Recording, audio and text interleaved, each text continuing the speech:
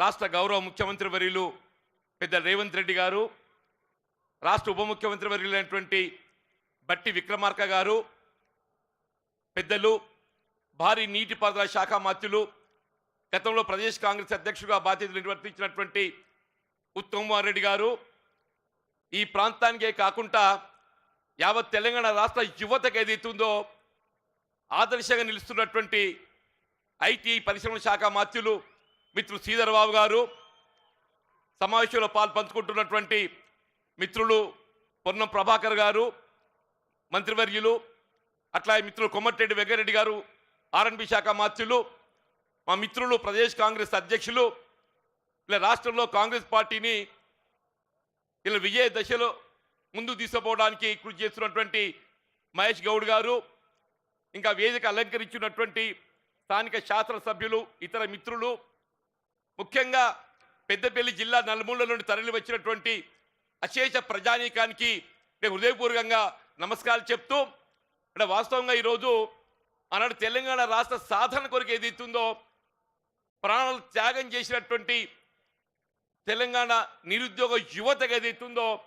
ఉద్యోగాల కల్పనతో ఒక ఆత్మవిశ్వాసం నింపే విధంగా ఈరోజు యువ వికాసం మరి ఈ కార్యక్రమాన్ని నిర్వహింపజేస్తూ తెలంగాణ నిరుద్యోగ యువత విద్యార్థులు ఏదైతే ఒక ఆత్మవిశ్వాసాన్ని నింపుతున్నటువంటి తెలంగాణ రాష్ట్ర ప్రభుత్వ గౌరవ ముఖ్యమంత్రి వారికి ఏది ఇస్తుందో నేను హృదయపూర్వకంగా ధన్యవాదాలు చెప్తూ, ముఖ్యంగా రైతాంగానికి సంబంధించి ఏదైతుందో ఇలా తెలంగాణ రాష్ట్ర ముఖ్యంగా ఈ ప్రాంతం అంతా కూడా రైతాంగం అని చెప్పి అంటున్నా. ఆనాడు యూపీఏ ప్రభుత్వ చైర్పర్సన్ సోనియా గాంధీ గారు ఏదైతుందో జాతీయ స్థాయిలో ఏకమొత్తంగా ₹1,00,000 రుణమాఫీ చేసిన ఘనత ఏదైతుందో మరి సోనియా గాంధీ గారికి దక్కితే, ఈరోజు అదే రాహుల్ గాంధీ గారు ఏదైతుందో వరంగల్ డిక్లరేషన్కి అనుగుణంగా తెలంగాణ రాష్ట్ర ప్రభుత్వ గౌరవ ముఖ్యమంత్రి గారు ఏదైతుందో ₹2,00,000 వరకు ఏకమొత్తంగా రుణమాఫీ చేసినటువంటి యొక్క ఏకైక రాష్ట్రం ఏదైతుందో తెలంగాణ ప్రభుత్వం చెప్పక తప్పదని చెప్పంటున్నాను. అట్లా ఏదైతుందో ఇలా కేంద్ర ప్రభుత్వం ప్రకటిస్తున్నటువంటి మద్దతు ధర కల్పనకే వీళ్ళ చట్టబద్ధత కల్పించలేకపోతుంది. కానీ తెలంగాణ రాష్ట్ర ప్రభుత్వం ఏదైతుందో కనీస మద్దతు ధరకు చట్టబద్ధ కల్పనతో పాటుగా వరి ధాన్యం సన్న రకాలకు ఏదైతుందో ₹500 బోనస్ కల్పిస్తున్నటువంటి ఏకైక రాష్ట్రం మరి తెలంగాణ రాష్ట్రం అని చెప్పక తప్పదని చెప్పంటున్నాం. ఈ విధంగా విద్యార్థులకే కానీ నిరుద్యోగ యువతకే కానీ రైతాంగం రైతు కూలీలకు దళితులు బలహీన వర్గాలకు అండగా నిలుస్తున్నటువంటి రాష్ట్ర ప్రభుత్వం మీ అందరి యొక్క దీవెనలతో ఏదైతుందో రాబోయే 4 సంవత్సరాలు కాదు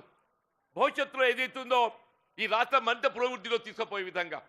ముఖ్యంగా పెద్దపల్లి జిల్లాకు ఒక ప్రత్యేకత ఉన్నది. ఈ రాష్ట్రానికి ఏదైతుందో సాగునీరు త్రాగునీరు కల్పనతో పాటుగా ఏదైతుందో సింగరేణి బొగ్గు గని కార్మికులు రాష్ట్రానికి మరి వెలుగులు అందిస్తున్నాయని చెప్పంటున్నా.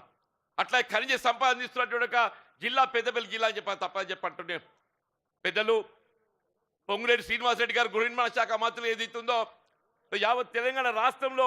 ఇండ్లు లేని నిరుపేదలకు అందరికీ గృహ నిర్మాణం మరి కల్పించాలని తలుస్తున్న సందర్భంగా ప్రత్యేకించి గౌరవ ముఖ్యమంత్రి గారికి ఏదైతుందో సింగరేణి గని కార్మికులందరినీ కూడా ఒక సొంత ఇంటి కళ నెరవేర్చబడే విధంగా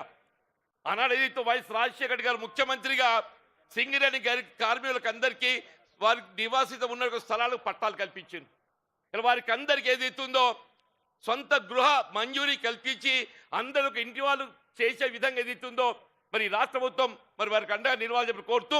ఈయన నాకు అవకాశం కల్పించినటువంటి యొక్క మిత్రులు స్థానిక అందరికీ స్థానిక శాసనసభ్యులు మిత్రులు రాజ్ ఠాకూర్ గారు లక్ష్మణ్ గారు అందరినీ హృదయపూర్వకంగా ధన్యవాదాలు చెప్తూ సెలవు తీసుకుంటున్నాను. Thank you sir. Honourable MLC Mahesh Kumar Goud గారి శుభాకాంక్ష.